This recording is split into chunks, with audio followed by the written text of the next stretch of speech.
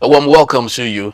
This is Enterprise Morning, and we are reaching you from Enterprise Television. I am Henry Igwebikin. And I'm Choma Okoria. All right, straight away, we'll be heading straight to all that we have for you this morning on newspaper headlines. And right after that will be our main conversation also for today. Please do well to visit us. You can always find us at enterprisetvnews.com. You may like, comment, and follow us on all our social media platforms at Enterprise TV 7. We're also in the studio to do good to all that we have newspaper headlines, that is a Cyril Abaku, journalist and public affairs analyst. Good morning to you, Cyril. Good morning, Thank you so very much for your time. Thank you for joining us. All right, let's kickstart this morning with what we have for you, starting from the first daily. Yeah, I'll be starting with the Daily Trust newspaper and the big story here. Northern governors, monarchs reject tax reforms bill. We have about three riders to the particular story. Seek immediate restoration of power in region. Alamajiri, out-of-school children are core problems. That is coming from the Southern. And our leaders have to do more, coming from the ACF. Details and more are on page 2. Okay, and also on the top strip of the same newspaper, FCTA begins clamp down on beggars, arrest 15. Okay, moving on. Bandits kill 4 farmers in Sokoto. And also on the bottom strip here, we have now for airstrikes eliminate scores of terrorists in Borno. Okay, moving on, still on the bottom strip. Police grill lawmaker over assault on boat driver. Oh, yes. So let's talk about that because it's actually very trendy. Yeah. It's still in the news, and it will take quite some time for it to fizzle out. But I think it's very important that we look at it too. Yes, it's very important. And looking at the way, I'm still looking at the way the man was ranting, talking down on the driver, and he went for that to tell him, go ahead and capture me, because he was actually doing a video, and he told him, send it to the IGP of police. And it's still a developing story because as of this morning, he's had to have apologized. But looking at the way a sitting honorable went as far as assaulting a citizen, a fellow citizen, someone that they're supposed to protect, you understand? And he went as far as telling him, send it to the IGP and I will delete you. He made some awful remarks. What do we have to say about the leaders of the country if they can be treating their subordinates this way? I think that it's a matter for deep regret. You are the one who is very optimistic. You said it's a developing story. I wonder why I don't accept your idea. Okay. I want to think it's already a dismissed story. Power relations in Nigeria between the powerful and the disempowered usually exists in such a very sharp contrast that whereas the powerful thrive on impunity, the disempowered thrive on virtually nothing except on God. This is the reality. You see that the problem was about, I have delivered your package. Pay me, let me go. Come and take your whatever, let me go. You see, I'll pick out an item. When the man said, and I won't pay you, I'm not going to pay you, nothing will happen. It's something that happens very regularly. Imagine this sort of person has domestic stuff. There are people that tell them, how much is that stuff? Pay. What is that thing worth? Pay. When is that thing? We have called the carpenter, pay. When you present a bill for reconciliation, you won't get your money. There are many of them. In fact, there was a lawyer that was complaining to me how he was introduced to somebody who was using a rubber band to hold his phone together. That man was to become a governor. He helped him do some being a lawyer, I helped him arrange his business, whatever, everything. To this day, the percentage that was accrued to him never came. But that is by the way. You see, there is a sense of entitlement with which that lawmaker was speaking. Who are you to talk to me? Do you know who I am? Even using the effort. Do you know who I am? Who are you? Look, I told us yesterday here that in this country, power is with the government. Democracy is practiced by the government. It's government for the government. Government of the government. Never government. But otherwise, by this action alone, this man shouldn't go back to the house. This is Togri. By now he should have been forced to resign. He should have been told to go. That's what should have happened. He should have known that with this, he can't face it. That is if they even voted for him in the first place. He won't be able to face them again. But what did they do? The police need an eternity to interrogate somebody who was caught on video. Even if we will say he was alleged, who was caught on video. Who did the worst? The police have still not brought their report or told us what. They've not even said that they're going to charge him. He had time enough to talk to the police and to apologize. Which means somebody advised him somewhere to apologize. Which means the man is already walking into an exit route. That's where we are. So when he says it's a development sector, it's a dismissed story. Okay. We have seen these things time and again. There was a time a senator walked into an adult toy shop and assaulted. What came out of it? Very true. These people have a way of protecting their own. If you think that they will sacrifice him because of Nigerians, it's a joke. The only way justice can be served is something I can't advocate on TV. It is when what happened during ESAS happens, and as a collect, people just that maybe So if that happens now, you see that but even look at where we came from 4 years ago, and look at what somebody is doing. Yes, it just shows that nobody learned any lesson. And very, very true. This is actually not peculiar to us. Just a couple of days back, a Labour Party MP assaulted a citizen right on the street. It was captured on camera. Today, that MP is suspended by Labour Party in the UK. In Nigeria, it is the opposite of the case. How and when do you think we can get to that level, like in the UK, where MPs, if they do something bad, there are consequences? My brother, this issue, right?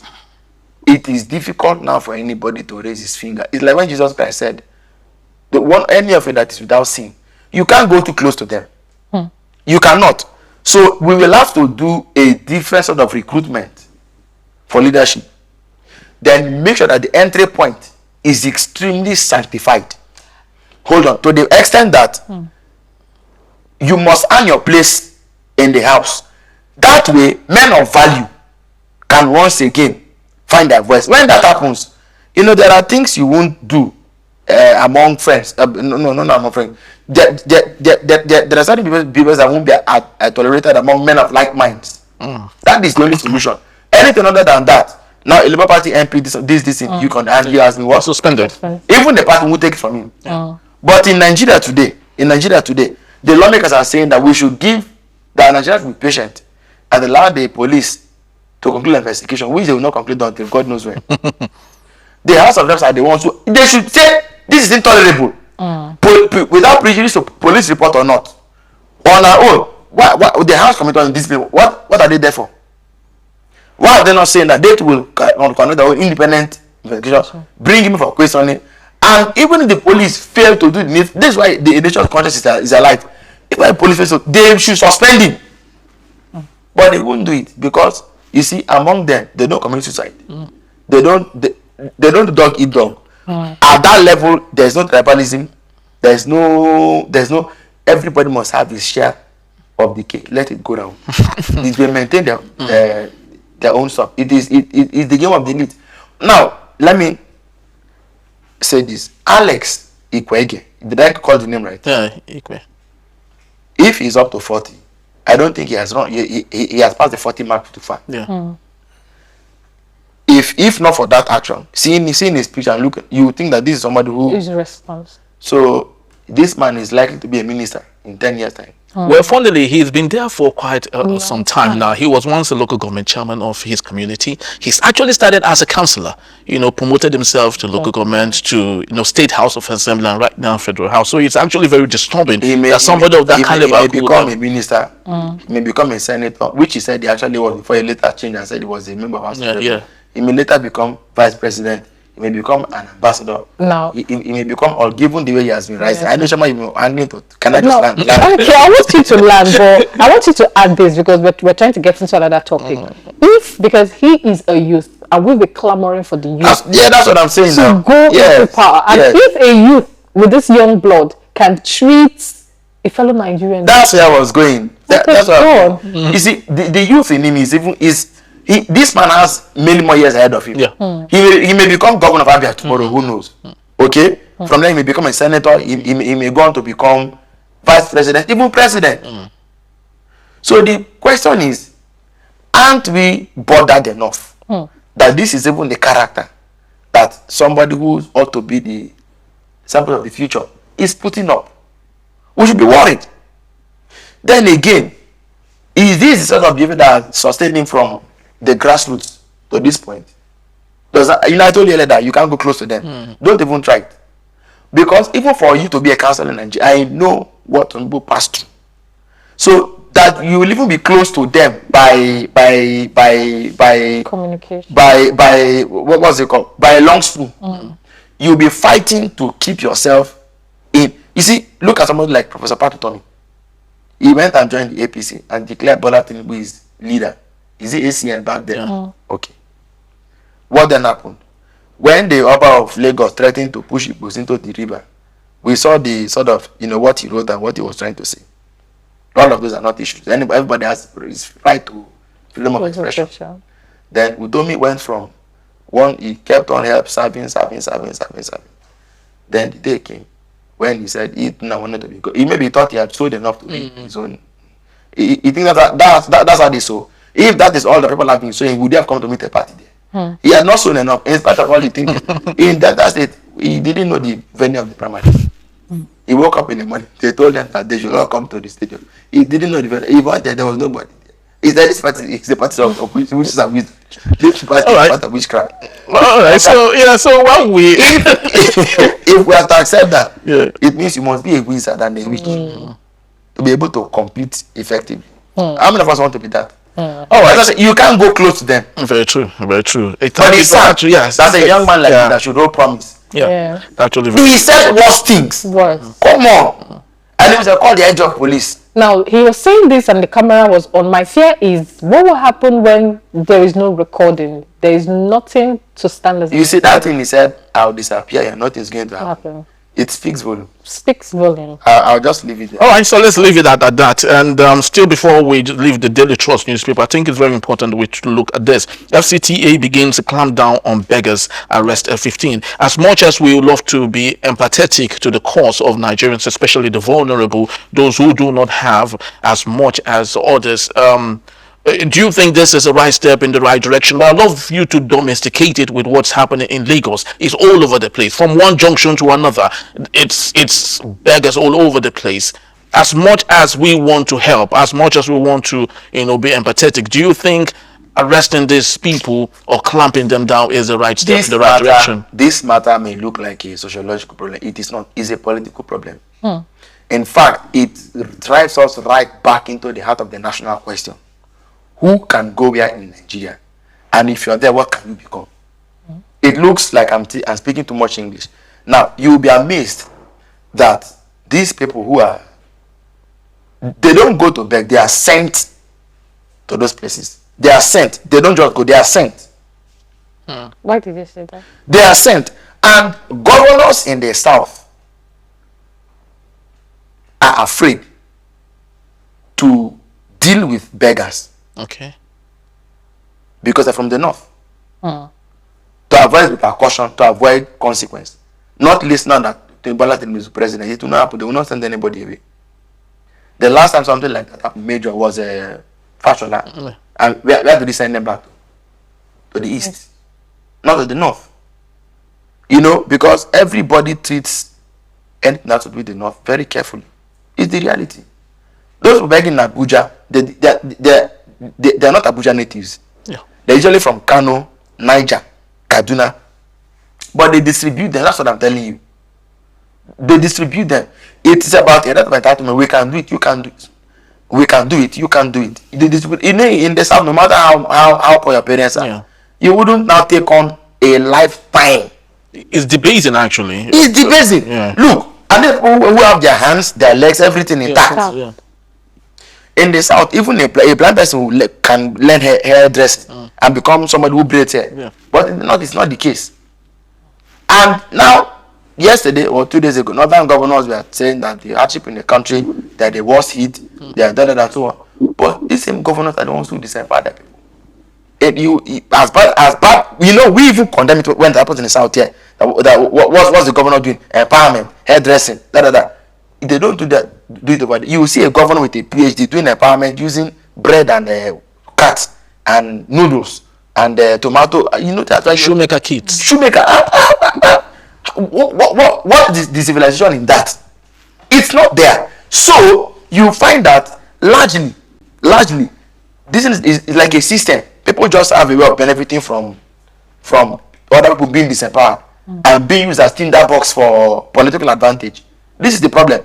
The day must come when we say free education all over Nigeria, no matter who you are, where you come from. If you're living in any part of this country, that's what the Americans do. There, somebody went to America, the jackpot, whatever, you know, and the boy was not going to school.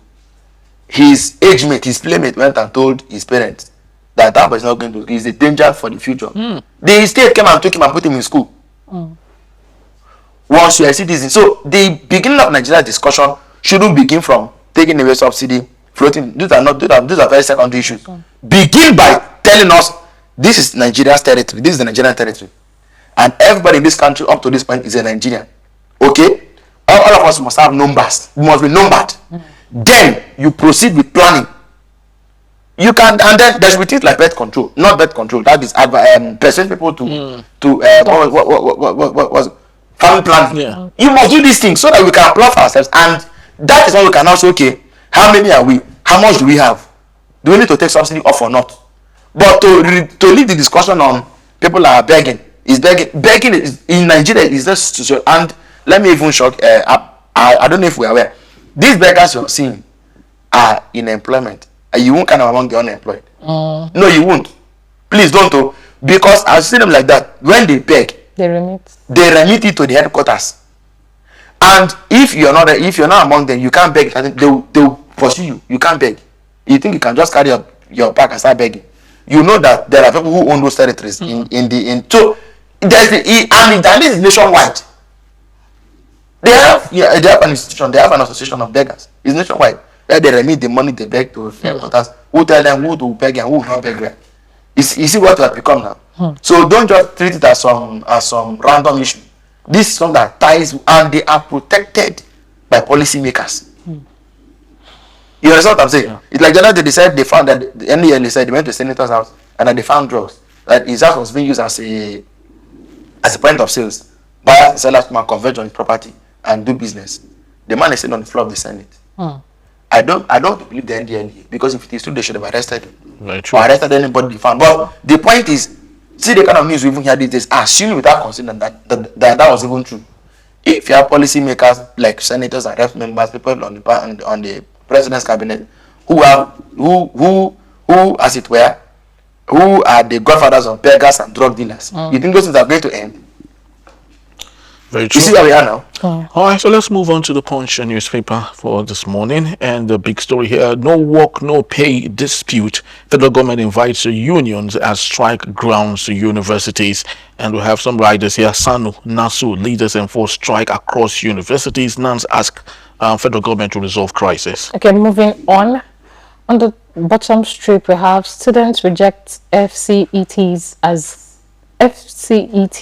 10,000 naira fine for violent protest. Details are on page 4 and 5. And also, still the petroleum matters.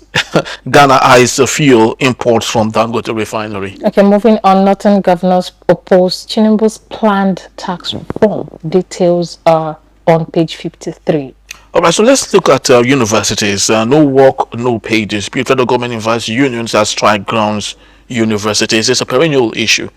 No Nigerian student up until now who hasn't experienced one form of strike disruption of his calendar. Exactly. Either it's coming from ASU itself or coming from NASU or whatever it is. But of course, it affects the track of someone who plans that he's going to finish school in the next 4 years and spends 5 or 6, 7 years sometimes before he does that. How do we resolve this? All of us, first of all, in Nigeria today, are victims of a what's the word now? Of a derailed educational system. Let's be honest with ourselves. Services, it's even the reason we don't expect much from government. Because in the years of our socialization and upbringing, with school system, from primary school to secondary school to university, are all bad and in very terrible conditions. So whatever you see is what you get. you manage like that. So we grew up with that culture from primary. I did all public schools myself, primary, secondary, and university. When we come into the large society, we are so decivilized that we don't even know what to expect or what not to expect. We're not in step with the modern world. And believe me, this is not all that there is to the world. The world is advancing and moving on. True. Nigeria has chosen to be where it wants to be. Am I for strikes? No. I don't think people should down tools like that. But the fact is, until you wear their shoes, you don't know where it pinches them. I would like to see a country where we have a serious conversation. But somehow it's like we're even tired of saying these things. I would have expected them to be going on strike by this time. Government in 1 year should have.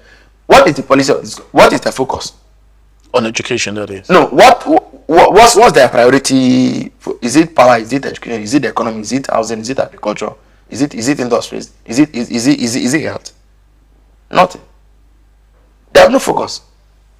I'm just renewing our hope. Actually. I don't know what that is. Yes, renew hope. Yes, it's renewed. Before you renew your hope, you should renew your mind so that your mind can. But to be more, nothing has changed. Nothing has changed. We moved from government to nothing has changed. So they are pressing for government to give them attention. Now the headline on Punch actually said that because they strike grounded varsities, government is calling them for a conversation. Can you imagine this? That's what this government normally does. They will wait. If the strike you call for didn't have any consequence, they ignore you. Number one, NLC called for strike. Government didn't want to pay attention to them until they saw that the national grid was shut down. Then they called and said, come the following day. ARD, resident doctors, were not paid. They were not paying them. Then they called for the medical residency training fund and hazard allowance and so on. MRTF and hazard allowance. They were not paying them. When they went on strike, Akpabio called them and begged them that they will pay them. Then they because they saw that the thing was biting, they quickly reversed and called them. Then these people now too. Why do you wait? Government should be the one to take the initiative. When you come into office, take the initiative, and it will only happen by you putting round pegs in people who come into the sector willing to do something. So when they come into the sector and they say okay, they say immediately. If I was Minister of Education today, you know what I'll do? I'll call the student leadership to come. Don't wait until they call. They will issue strike notice. Maybe 21 days or 14 days. You will do nothing about until they go on strike. But you are the real person that should be held accountable. But don't you think, because sometimes when we analyze things like this, we don't put ourselves in their shoes, especially the shoes of the government. With the way the economy is going now, there's little to no funds right now in our country. So don't you think that some of the reasons why the strikes linger is because often there's no money, to settle the issue? Now, thank you. I'm glad you thought of the issue of money.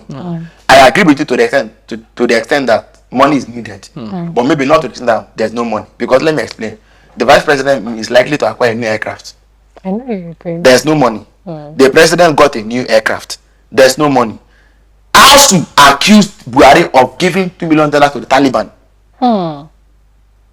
ASU accused Tinubu of Buhari of giving $2 million to the Taliban in Afghanistan.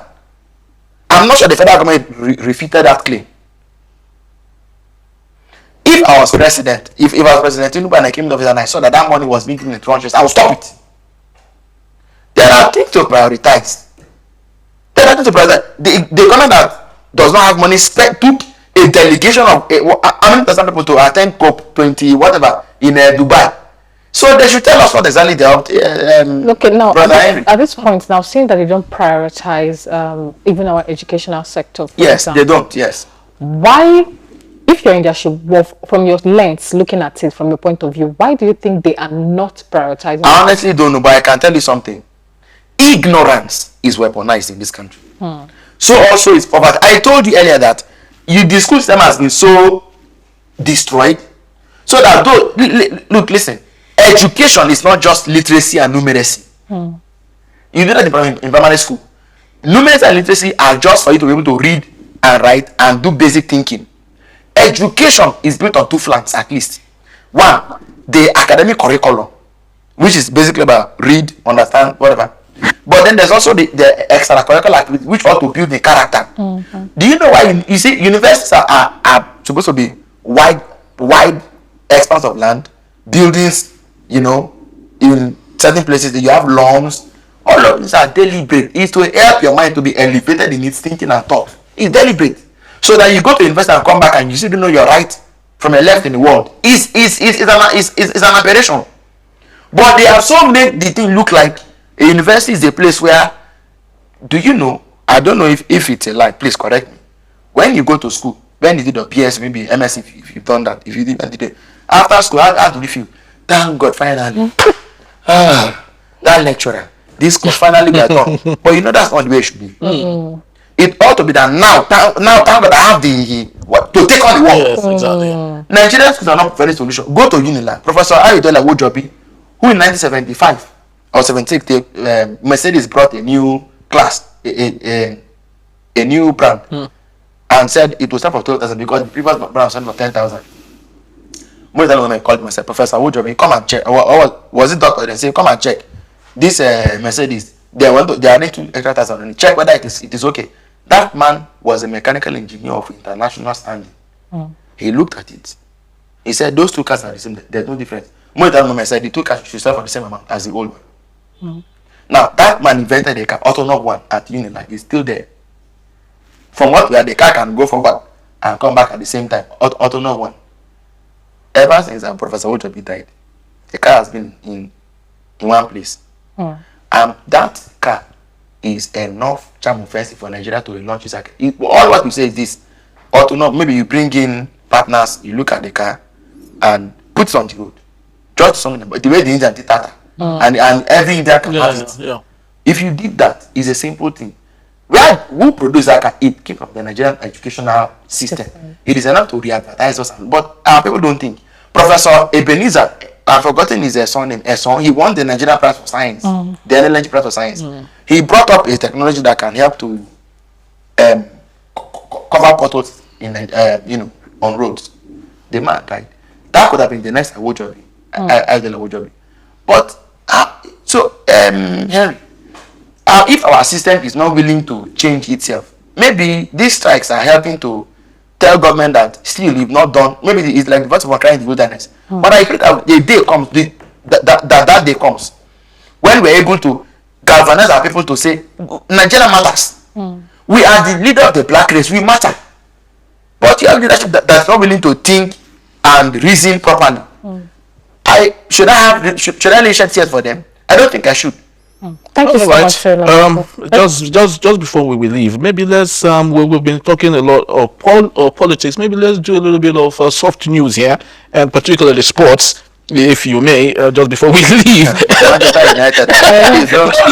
The Ballon d'Or. Yeah, the Ballon d'Or, exactly. You know, it's on the Guardian newspaper. Just on the bottom strip here, Manchester City Rodri beats Vinicius Junior to Ballon d'Or. What do you think about that? Do you think it's man no man here? No. Well, I mean, because those insinuations are flying around. Yeah. But on Sky Sports the other day, they were interviewing, I think Gary Neville, or was it the other Carragher from.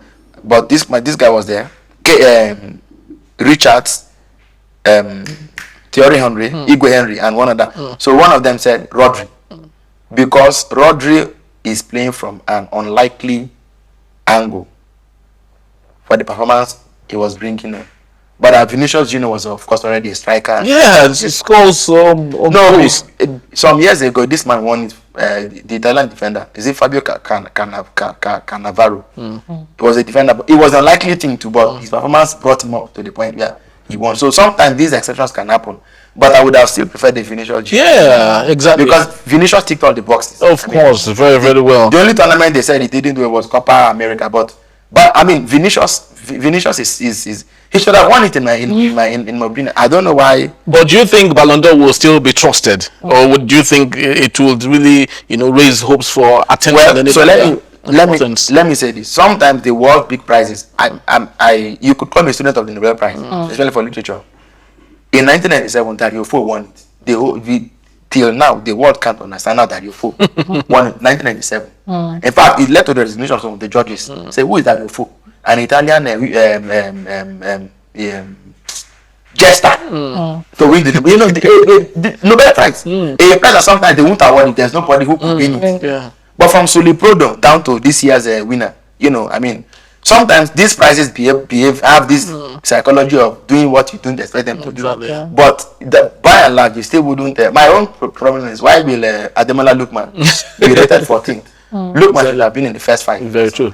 That's their actual. To that extent, I'm not happy with them. But I won't do this thing of saying because Lookman didn't come top 5. Everything should crash. Thank you so much for Alright. Thank Yeah, you. so that's just about the time we have for this segment. We'd love to say thank you to you so very much for being part of it. Thank you, Harry. Thank you. Thank you. And when we return, Nigeria's northern governors claim the region has the lion's share of the extreme suffering in the country today. Let's talk about this shortly. We'll be right back.